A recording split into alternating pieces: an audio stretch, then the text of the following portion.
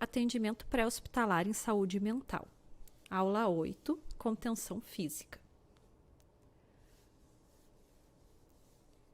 Contenção física é o emprego de meios físicos externos que interfiram na liberdade de movimentos corporais do paciente, com a finalidade de impedir que este pratique ato violento, de hetero ou autoagressão. É utilizado em pacientes que estejam em quadro de agitação psicomotora e deve ter como objetivo primordial sua proteção, a de outros pacientes e a da equipe. Efeitos indesejáveis da contenção física.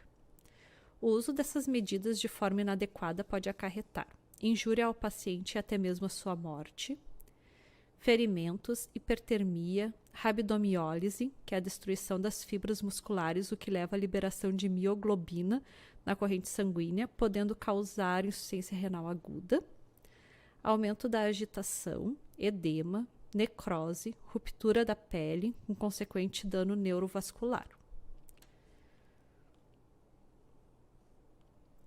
Recomendações gerais. Deve haver pelo menos 5 pessoas para realizar a contenção, uma para cada membro e o coordenador para o tórax e fronte.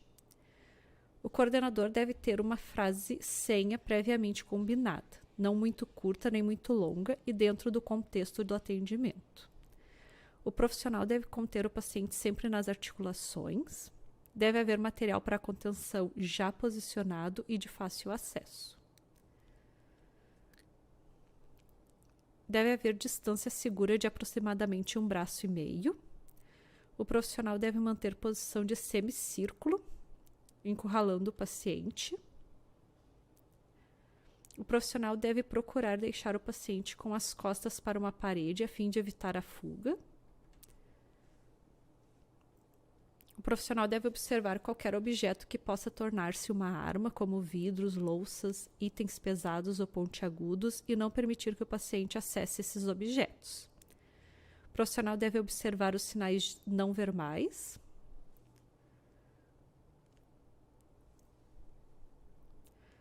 O profissional deve ser tranquilo e empático, pois o seu comportamento irá influenciar o comportamento do paciente. Espelhamento: se o profissional for ríspido e agressivo, o paciente tende a se tornar agressivo.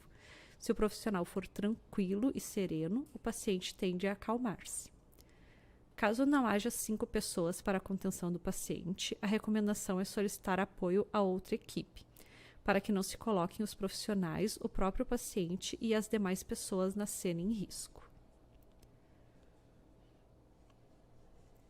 Designação dos membros para a contenção. Os profissionais vão realizar a contenção dos membros de acordo com sua posição no semicírculo. Linha de cintura, membros superiores. Linha diagonal, membros inferiores. Centro coordenador, tórax e fronte do paciente. Membros superiores. O profissional deve segurar os membros com ambas as mãos.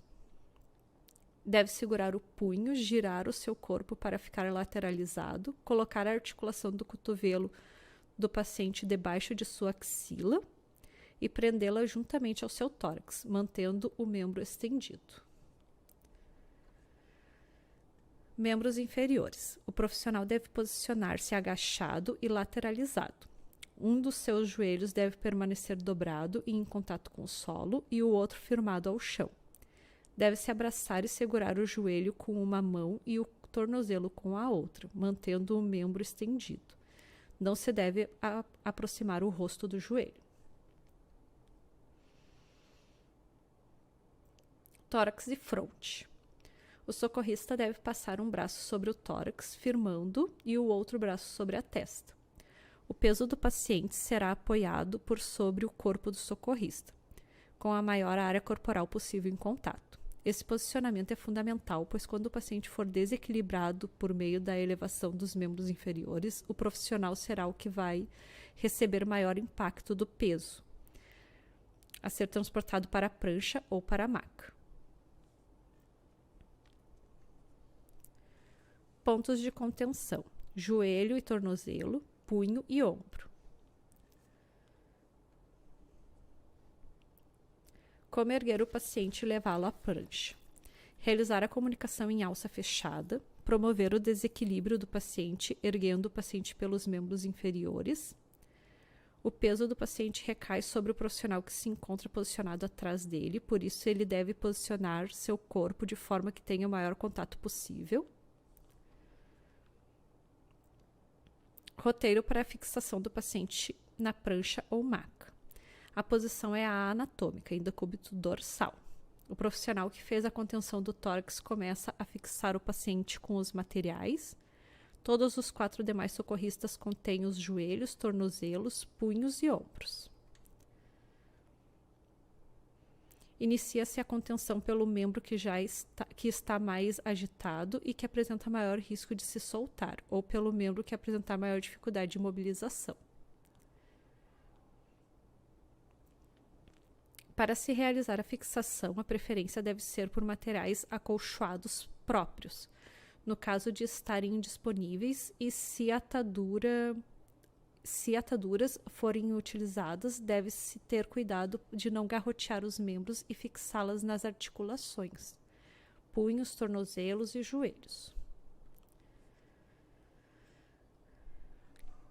Caso necessário, deve-se fazer a contenção do tórax, mas sem a realização de contenção do corpo do paciente. Deve-se realizar a fixação de um lado ao outro da prancha, não deve haver compressão do abdômen.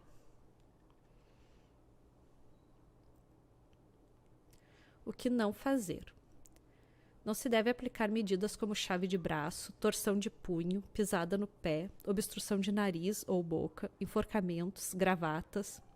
Sua aplicação por profissionais da saúde é proibida, pelo seu caráter não terapêutico e pelo risco de fatalidade, como o risco de PCR, lesões ao arco da traqueia, quebra ou deslocamento da cartilagem traqueal, com edema de glote, lesão cervical, vômitos, aspiração, edema e hiperemia na região atingida. Não se deve segurar o paciente apenas pelas mãos ou pelos pés, haja vista que há risco de lesioná-lo e de ele usar suas articulações e movimentar-se. O paciente nunca deve ser contido e muito menos transportado em decúbito ventral, pelo risco de depressão respiratória e morte. O manejo medicamentoso geralmente é feito com antipsicóticos ou benzodiazepínicos. Medicamentos utilizados em urgências psiquiátricas disponíveis em suporte básico e suporte avançado de vida no SAMU Porto Alegre.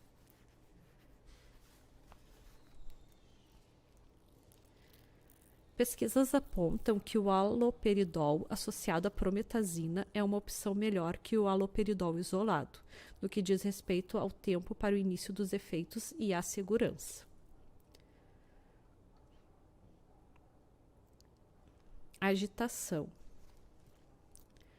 Aumento da excitabilidade, inquietação, irritabilidade, atividade motora e verbal exagerada, inapropriada e repetitiva de curso flutuante, com modificações rápidas. Fechou. Fechou.